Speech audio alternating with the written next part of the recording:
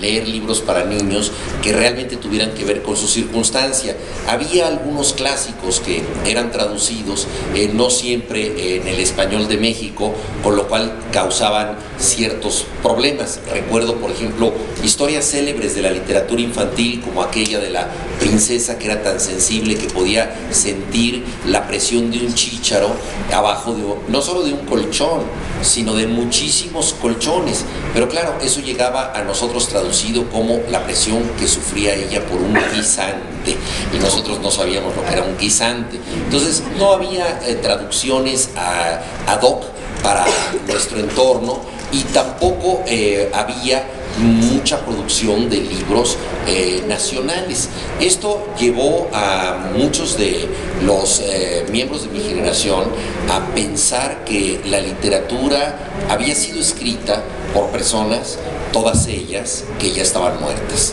Es decir, que en el pasado habían surgido los cuentos clásicos, y que eran un poco como la Biblia o la Ilíada o la Odisea, obras hechas por personas de otras latitudes y sobre todo de otras temporalidades.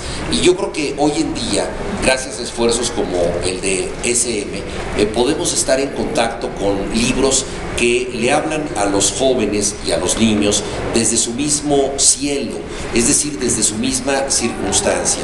Creo que una experiencia pedagógica importante que se ha hecho en años recientes es la de constatar que los jóvenes se dejan atraer por la lectura de manera más fácil si los libros tienen que ver con su circunstancia, es decir, si ellos se sienten incluidos. A mí esto me parece básico, el hecho de que el lector sienta que de manera virtual es personaje del libro que está leyendo, es decir, que se identifica de manera tan directa con la obra que puede entender su propia vida como vida literaria.